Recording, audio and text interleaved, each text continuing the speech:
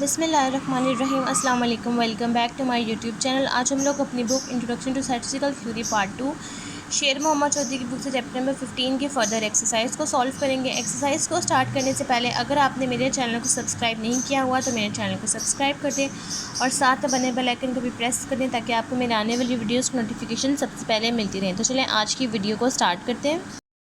आज हम लोग स्टार्ट करेंगे एक्सरसाइज के क्वेश्चन नंबर 15.29 से। इसके पार्ट ए की हम लोगों के पास स्टेटमेंट है, discuss the problem of finding a confidence interval for the difference μ1 minus μ2 between the two means of two independent normal distributions if the variances sigma 1 square and sigma 2 square are known but not necessarily equal। आपने discuss करनी है वो problem कि कैसे हम लोग confidence interval को find करते हैं जिसमें हम लोगों के पास डिफरेंस हो μ1 माइनस μ2 का, जिसमें हम लोगों के पास टू मीन्स होते हैं और टू इंडिपेंडेंट नॉर्मल डिस्ट्रीब्यूशंस होती हैं, जिसमें जो वेरिएंसेस होते हैं सिग्मा 1 स्क्वायर और सिग्मा 2 स्क्वायर वो हम लोगों के पास नॉन हो बट नॉट नेसेसरली इक्वल, लेकिन वो दोनों इक्वल ना हो। तो इसका आंसर है बुक के पेज नंबर 103 एंड 104 पे। बुक के पेज नंबर 103 पे हम लोगों के पास ये हेडिंग मौजूद है, confidence interval for difference of mean. इसमें हम लोगों के पास कुछ स्टेप्स हैं कि जिस तरह से हम लोग इन केसेस को सॉल्व कर सकते हैं। नंबर 1 केस है हम लोगों के पास कि हम लोगों के पास बोथ पॉपुलेशंस नॉर्मल हो और जो आपके पास स्टैंडर्ड डेविएशन हो वो नॉन हो। तो हमने ये फर्स्ट पार्ट ही सॉल्व करना है जिसमें हम लोगों के पास जो नॉर्मल पॉपुलेशन है, जिसमें आप लोगों के पास जो स्टैंडर्ड डेविएशन यानी कि वेरिएंस है, आपके पास स्टैंडर्ड डेविएशन हो या वेरिएंस हो वो नॉन हो। तो आप इसका आंसर मार्क करेंगे। Suppose we have two normal population से लेकर जिसमें आप लोगों के पास टू पॉपुलेशन होती हैं, पॉपुलेशन 1 और पॉपुलेशन 2। पॉपुलेशन में 1 में आपके पास अननॉन मीन होता है लेकिन नॉन स्टैंडर्ड डेविएशन या वेरिएंस होता है, जिसको हम सिग्मा, स्टैंडर्ड डेविएशन होगा तो सिग्मा 1 बनेगा और वेरिएंस होगा तो सिग्मा 1 स्क्वायर बनेगा। और पॉपुलेशन 2 में भी आपके पास यहाँ पर अननोन मीन होता है और नॉन स्टैंडर्ड डेविएशन या वेरिएंस होता है, जिसमें इंडिपेंडेंट सैम्पल्स होते हैं n1 और n2। और ये आपके पास नॉर्मल डिस्ट्रीब्यूशन का फार्मूला बनता है z = x bar 1 minus x bar 2 minus μ1 minus μ2 under sigma 1 square by n1 plus sigma 2 square by n2।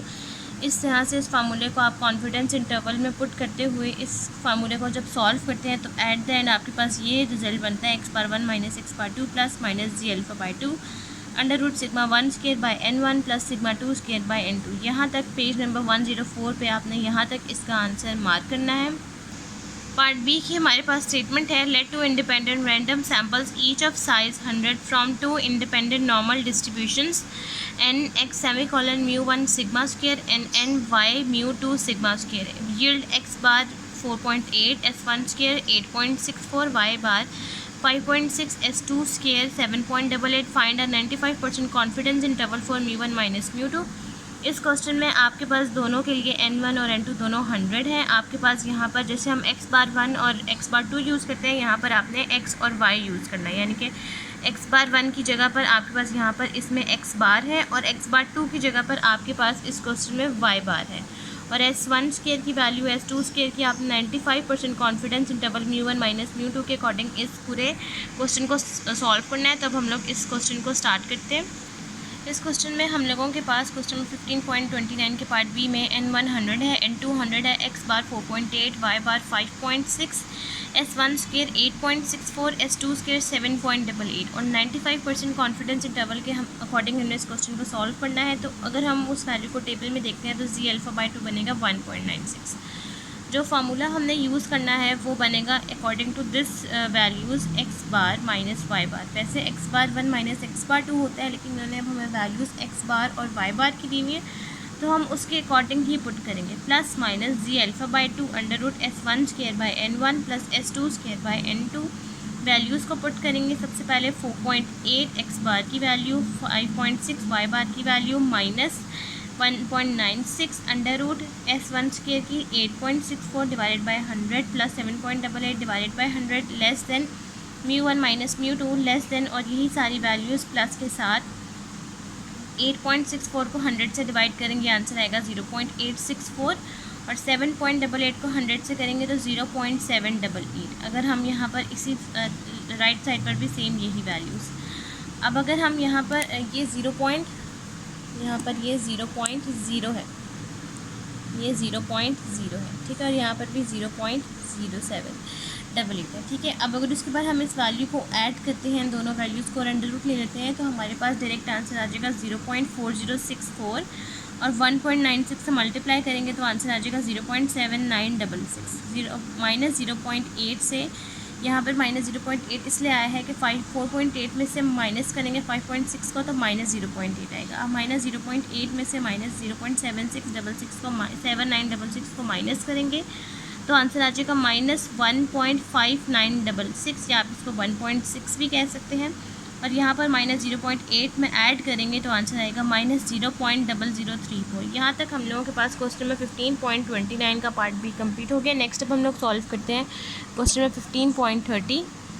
Question number 15.30 के पार्ट ए की हम लोगों के पास स्टेटमेंट है, if x⁻1 x⁻2 are the sample means of two independent samples of sizes n1 n2 from normal population with non-variances sigma 1 square sigma 2 square respectively, showed at the 98% confidence interval for the difference between population means are x⁻1 minus x⁻2 plus minus 2.326 under root sigma 1 square by n1 plus sigma 2 square by n2। अब आपके पास इस question में sample means है x⁻1 और x⁻2 और independent samples है n1 और n2 और नॉन वेरिएंसेस है। अब इन्होंने हमें ये कहा हुआ है कि इन सारे फार्मूले को यूज़ करते हुए कैसे हम लोगों के पास 98% कॉन्फिडेंस इंटरवल 2.326 आया है इस क्वेश्चन में, ठीक है। तो इसका आपके पास डायरेक्ट आंसर भी है कि आप 98 को टेबल में देख लें तो भी 2.326 आएगा, या फिर अगर आपने इसको सॉल्व करना है तो इसका भी एक मेथड है।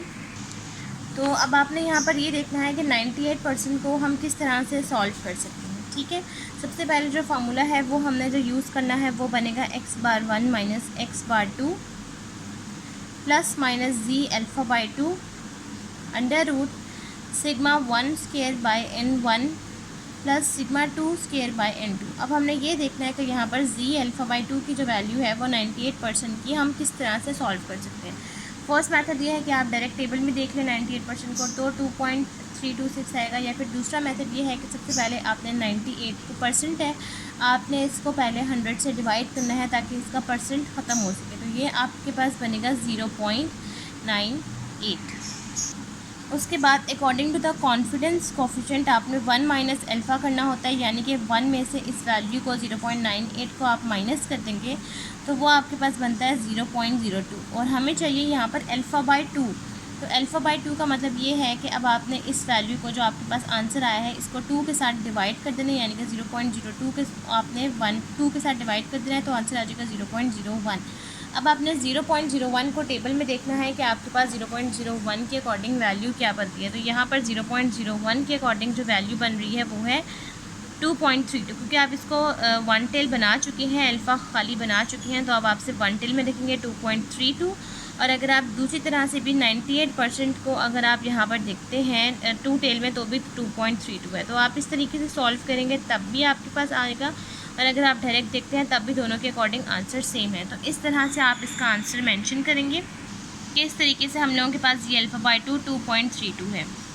उसके बाद पार्ट बी की हम लोगों के पास स्टेटमेंट है, how will these limits be affected if the part 1 the populations are not known to be normal, the variances are not known. Part 3 the confidence coefficient is 95%। कि आपके पास ये लिमिट कैसे अफेक्ट करेंगी अगर आपके पास फर्स्ट पार्ट में जो पॉपुलेशंस हैं वो नॉन नहीं है नॉर्मल के अकॉर्डिंग। इसका आंसर है बुक के पेज नंबर 106 और 107 पे। तो पेज नंबर 106 पे हमारे पास यहाँ पर हेडिंग है नॉन नॉर्मल पॉपुलेशन की, जिसमें हमें कहा गया है कि आपके पास सैम्पल साइजेस जो है वो सफिशेंटली लार्ज है, जिसकी वजह से हम यहाँ पर सेंट्रल लिमिट थ्योरम अप्लाई करेंगे और उसके अकॉर्डिंग आपके पास यहाँ पर difference between x⁻1 minus x⁻2 यहाँ पर नॉर्मल को अप्रोच नहीं करता, जबकि ये आपके पास नॉन नॉर्मल बन जाता है। और उस अप्रोक्सीमेशन के अकॉर्डिंग आपके पास जो फार्मूला बनता है वो बनता है x⁻1 minus x⁻2 plus minus z⁻2 under root sigma 1 square by n1 plus sigma 2 square by n2। और इसमें जो आपके पास x⁻1 और x⁻2 हैं वो मीन है, और जो if the population standard deviation are unknown, और अगर आपके पास स्टैंडर्ड डेविएशन की जो वैल्यूज़ हैं वो अननोन हो तब आप सिग्मा 1 स्क्वायर और सिग्मा 2 स्क्वायर की जगह पर s1 और s2 स्क्वायर रिप्लेस कर देते हैं, जिसको हम सैम्पल स्टैंडर्ड डेविएशन भी कहते हैं। तो इस वजह से हम लोगों के पास जो वैल्यूज़ हैं वो लेफ़्ट हैंड साइड और राइट हैंड साइड पर जो लिमिट्स होती हैं वो आपके पास अफेक्ट करती हैं। पार्ट 2 है कि आपके पास जो वेरिएंसेस हों वो नॉन ना हो और कैसे आपके पास वो लिमिट अफेक्ट करेंगी अगर वेरिएंसेस नॉन ना हो। तो इसका आंसर है बुक के पेज नंबर 105 पे। बुक के पेज नंबर 105 पर है। यहाँ पर आपके पास हेडिंग है normal population with unknown standard deviation या वेरिएंस। तो आपके पास इस क्वेश्चन में इंडिपेंडेंट सैम्पल्स होते हैं जिसके अकॉर्डिंग नॉर्मल डिस्ट्रीब्यूशन अप्लाई करते हैं जो अननोन स्टैंडर्ड डेविएशन को फॉलो करता है। इसमें आपके पास सैम्पल स्टैंडर्ड डेविएशन यूज़ होते हैं और जो सैम्पल साइजेस होते हैं वो सफिशेंटली लार्ज होते हैं यानी कि 30 से बड़े होते हैं। और इस क्वेश्चन में जो आपके पास फार्मूला बनेगा वो x⁻1 minus x⁻2 plus minus g⁴/2 √s1² / n1 plus s2² / n2 बनता है। तो यहाँ पर इसको सॉल्व करते हुए आपके पास जो लिमिट्स हैं दोनों तरफ राइट हैंड साइड और लेफ्ट हैंड साइड की वैल्यूज़ वो इस फार्मूले को फॉलो करते हुए अफेक्ट होंगी। और थर्ड केस है कि कैसे आपके पास कॉन्फिडेंस कोफिशिएंट 95% हो तो आपके पास लिमिट अफेक्ट होंगी। तो इसकी हमारे पास स्टेटमेंट है कि अगर आपके पास 95% कॉन्फिडेंस इंटरवल हो तो वो आपके पास आप लोग एरिया टेबल में देखते हैं। Then from table of area under normal curve we find that g⁴/2 = g 0.025। आपके पास 95% के अकॉर्डिंग जो α/2 की वैल्यू बनती है वो 0.025 बनती है जो कि 1.96 होती है। और 95% कॉन्फिडेंस इंटरवल के अकॉर्डिंग जो फार्मूला बनता है वो बनता है x⁻1 माइनस x⁻2 माइनस 1.96 ये वैल्यू और σ1² / n1 plus σ2² / n2 less than μ1 minus μ2 less than x⁻1 minus x⁻2 plus 1.96 √σ1² / n1 plus σ2² / n2। This means that 95% confidence interval found in this way will contain parameter μ1 minus μ2। और इसमें आपके पास μ1 minus μ2 जो parameter हैं उसके according आपके पास जो limits होती हैं वो आती हैं जो कि इस फार्मूले के अकॉर्डिंग आपके पास अफेक्ट करती हैं। क्वेश्चन नंबर 15.31 के पार्ट ए की हम लोगों के पास स्टेटमेंट है explain the difference between a point estimate and an interval estimate, why is an interval estimate more useful. आपने फर्स्ट पार्ट में ये बताना है कि पॉइंट एस्टिमेट और इंटरवल एस्टिमेट में क्या डिफरेंस है और इंटरवल एस्टिमेट क्यों यूज़फुल है पॉइंट एस्टिमेट से। उसके बाद पार्ट बी है a manufacturing company consist of 2 departments producing identical products. It is suspected that the hourly outputs in the 2 departments are different. 2 random samples of production hours are respectively selected and the following data are obtained. Sample size department number 1 का 64 है और department number 2 का 49 है। Sample mean department number 1 यानी कि x⁻ का 100 है और डिपार्टमेंट 2 यानी कि x⁻2 का 90 है। सबसे पहले मैं यहाँ तक आपको स्टेटमेंट क्लियर कर दूँ कि एक मैन्युफैक्चरिंग कंपनी है जिन्होंने 2 डिपार्टमेंट्स बनाए हैं जो कि सेम प्रोडक्ट्स को प्रोड्यूस करते हैं। उन्होंने इन्वेस्टिगेट किया है और ये पता लगा है कि जो 2 डिपार्टमेंट्स हैं वो डिफरेंट आर्ली पे यानी कि डिफरेंट घंटों के अकॉर्डिंग जो आउटपुट्स हैं वो डिफरेंट प्रोड्यूस कर रहे हैं। 2 रैंडम सैम्पल्स हैं प्रोडक्शन के अकॉर्डिंग वो आवर्स के वो डिफरेंट हैं और द फॉलोइंग डाटा है वो भी यहाँ पर कुछ इस तरह से है कि डिपार्टमेंट नंबर 1 में n1 की वैल्यू 64 है, डिपार्टमेंट नंबर 2 में n2 की वैल्यू 49 है, डिपार्टमेंट नंबर 1 में सैम्पल मीन यानी कि x⁻1 की वैल्यू 100 है और x⁻2 की 90। The variances of the early outputs for the 2 departments are known to be σ1² = 256 and σ2² = 196 respectively। जो वेरिएंस हैं दोनों का अर्ली आउटपुट्स के दोनों डिपार्टमेंट्स के वो भी नोन है जिसमें σ1² की वैल्यू 256 और σ2² की 196 है। What is the point estimate for the true difference between for the mean of the outputs of 2 departments. इनमें आपके पास जो दोनों डिपार्टमेंट्स हैं इनके पॉइंट एस्टिमेट क्या होंगे और 95% कॉन्फिडेंस इंटरवल के अकॉर्डिंग आपने इस क्वेश्चन को सॉल्व करना है। तो अब हम लोग क्वेश्चन नंबर 15.31 को स्टार्ट करते हैं और इस पूरे क्वेश्चन को हम लोग सॉल्व कर लेते हैं। क्वेश्चन नंबर 15.31 के पार्ट ए में सबसे पहले हमने पॉइंट एस्टिमेट और इंटरवल एस्टिमेट का डिफरेंस बताना है कि तो इसकी डेफिनेशन है हम लोगों के पास a point estimate is a single value estimate of a parameter. कि पॉइंट एस्टिमेट में आपके पास सिर्फ एक सिंगल वैल्यूज़ होती हैं जिसमें आपने वैल्यूज़ को एस्टिमेट करना होता है और आपके पास पैरामीटर के अकॉर्डिंग लेफ्ट हैंड साइड और राइट हैंड साइड पर वैल्यूज़ आती हैं। और इंटरवल एस्टिमेट में आपके पास यहाँ पर डेफिनेशन है an interval estimate gives you a range of values where the parameter is expected to lie. आपके पास यहाँ पर एक इंटरवल होता है यानी कि आपको उस पैरामीटर के अकॉर्डिंग रेंज दे दी जाती है तो उसके अकॉर्डिंग आपने इस क्वेश्चन को सॉल्व करना होता है। तो ये आपके पास डिफरेंस है कि पॉइंट एस्टिमेट और इंटरवल एस्टिमेट क्या होता है। इंटरवल के नाम से ही हमें पता लग रहा है कि इसमें हम लोगों के पास रेंज आएंगी। कि आपने यहाँ से यहाँ तक वैल्यू को यूज़ करना है। अब यहाँ पर नेक्स्ट पार्ट में हमें ये कहा गया था कि इंटरवल एस्टिमेट क्यों ज़्यादा प्रेफरेबल या ज़्यादा यूज़फुल है पॉइंट एस्टिमेट से। तो इसकी हम लोगों के पास डेफिनेशन है, an interval estimate is more useful. Interval estimate इसलिए ज़्यादा यूज़फुल है because it includes range of estimates that will contain population parameter, क्योंकि हम लोगों के पास इसमें क्वेश्चन को सॉल्व करने के लिए रेंज दे दी जाती है जो कि हम लोग सॉल्व कर लेते हैं पॉपुलेशन पैरामीटर के अकॉर्डिंग उस वैल्यूज़ को। तो इसलिए ये ज़्यादा प्रेफरेबल है, ज़्यादा यूज़फुल है पॉइंट एस्टिमेट से। पार्ट बी में हमारे पास स्टेटमेंट है n1 64 है, n2 49 है, x बार 100 है, x बार 2 90 है, सिग्मा 1 स्केयर 256, सिग्मा 2 स्केयर 196 और 95% कॉन्फिडेंस इंटरवल के अकॉर्डिंग आपने इस क्वेश्चन को सॉल्व करना है, जिसके अकॉर्डिंग वैल्यू बनेगी 1.96। जो फार्मूला हम यूज़ करेंगे वो है x bar 1 minus x bar 2 plus minus ji alpha by 2 under root sigma 1 square by n1 plus sigma 2 square by n2। आपने यहाँ पर वैल्यूज़ को, सारी वैल्यूज़ को फार्मूले के अकॉर्डिंग पुट करना है, एक दफ़ा माइनस के साइन के साथ और एक दफ़ा प्लस के साइन के साथ। और पॉइंट एस्टिमेट इस क्वेश्चन में हम लोगों के पास बनेगा पैरामीटर जो कि है μ1 माइनस μ2। तो ये हम लोगों के पास पॉइंट एस्टिमेट है।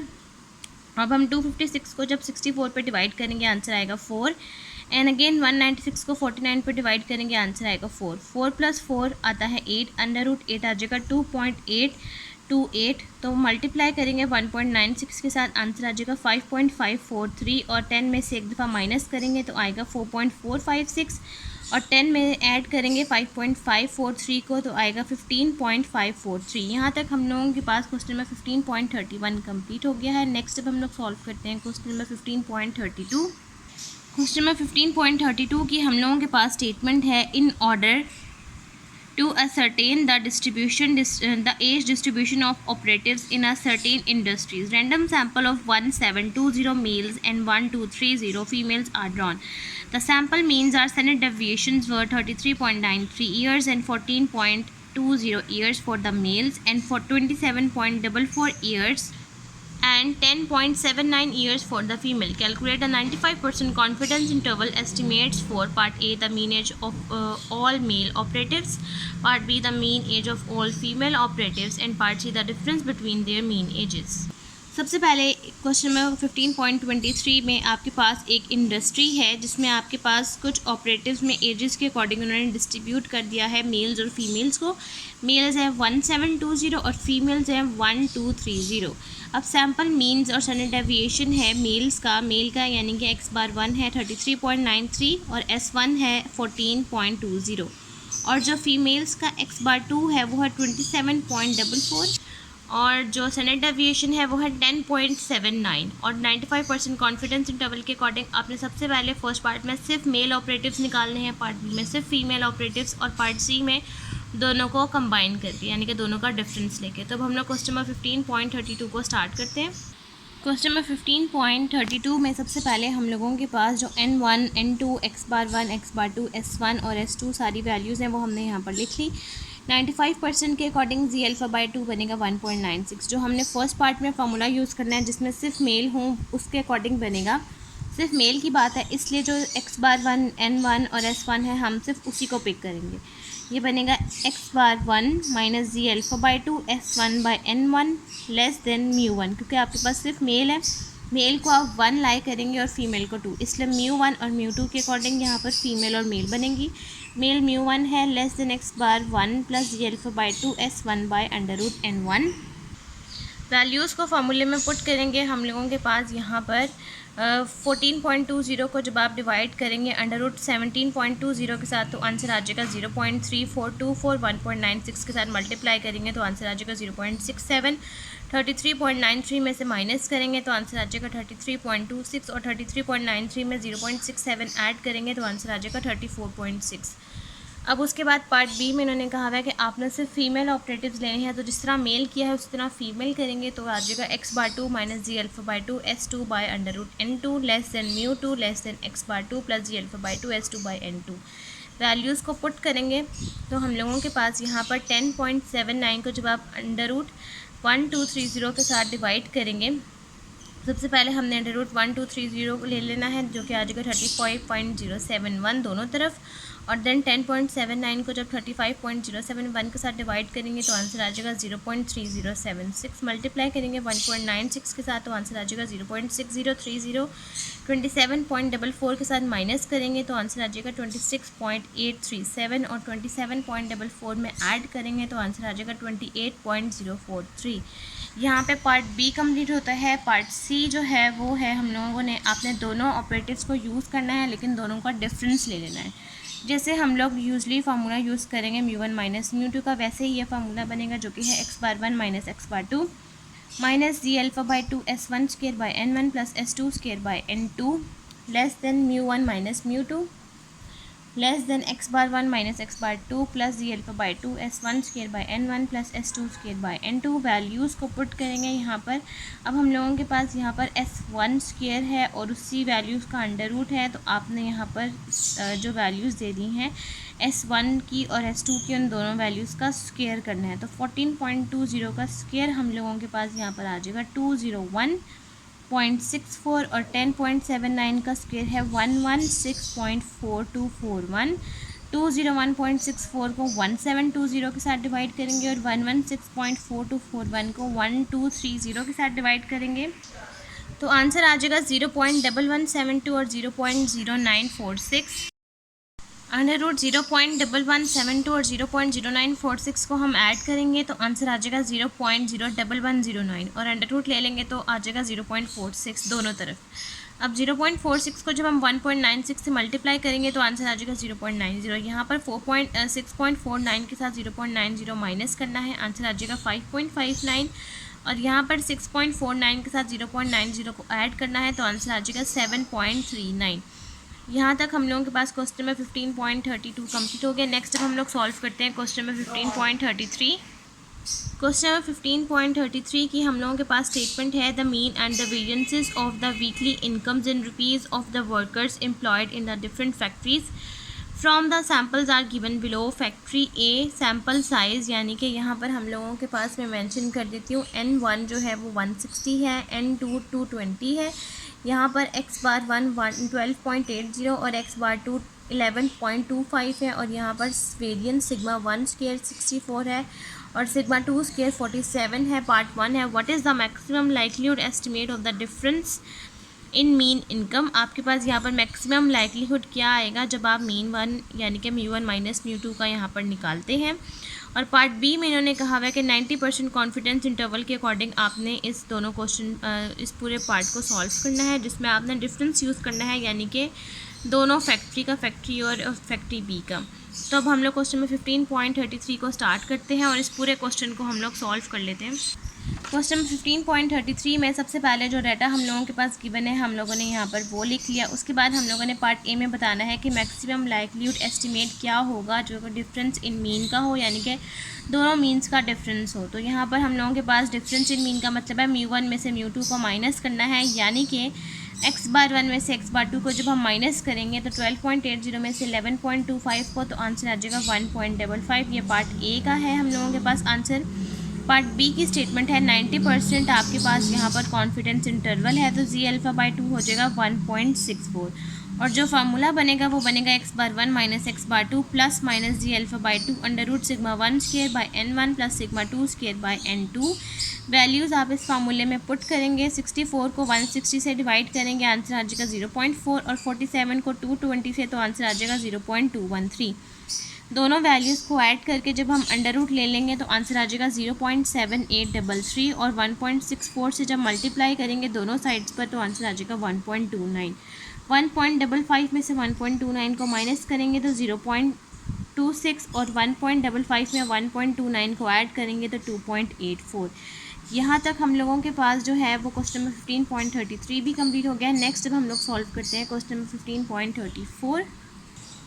क्वेश्चन नंबर 15.34 की हम लोगों के पास स्टेटमेंट है, a random sample of size n100 yielded the sample values x bar 1509, s1 square 950, a random sample of size n2 100 from another population yielded x bar 2447 and s2 square 876. Find a 95% confidence interval for μ1 minus μ2. Data आपके पास ये सारी values given है, आपने 95% के according इस question को solve करना है, जिसका पैरामीटर होगा μ1 माइनस μ2. तो अब हम लोग क्वेश्चन नंबर 15.34 को भी स्टार्ट करते हैं. क्वेश्चन नंबर 15.34 में सारी वैल्यूज़ हम लोगों के पास गिवन है. 95% के अकॉर्डिंग जी अल्फा बाई 2 बनेगा 1.96. सारी वैल्यूज़ को फार्मूले में जब हम पुट करेंगे, और फार्मूला हम लोगों ने कौन सा यूज़ करना है, S1 स्क्वायर और S2 स्क्वायर है, उसके अकॉर्डिंग हम लोगों के पास ये वाला फार्मूला बनेगा. जब वैल्यूज़ को पुट करेंगे इस फार्मूले में, तो 950 डिवाइडेड बाय 100 हम लोगों के पास आ जाएगा 9.5, और 509 में से 447 को माइनस करेंगे तो 62, और 876 डिवाइडेड बाय 100 8.76. दोनों वैल्यूज़ को ऐड करके अंडर रूट ले लेंगे, आंसर आ जाएगा 4.27. दोनों तरफ आपने वैल्यूज़ को 1.96 से मल्टीप्लाई करना है, तो 8.37. यहाँ पर 62 में से माइनस करेंगे 8.37 53.63, और यहाँ पर 62 में 8.37 को ऐड करेंगे तो 70.37. यहाँ तक हम लोगों के पास क्वेश्चन नंबर 15.34 भी कंप्लीट हो गया, और हमारी आज की वीडियो भी यहीं तक कंप्लीट होती है. अगर आपको मेरी आज की वीडियो अच्छी लगे तो मेरी वीडियो को लाइक करें, शेयर करें, मेरे चैनल को सब्सक्राइब करें, और साथ में बने बेल आइकन को भी प्रेस करें, ताकि आपको मेरे आने वाली वीडियोस नोटिफिकेशन सबसे पहले मिलती रहें. आज की वीडियो के लिए थैंक यू. अल्लाह हाफिज़.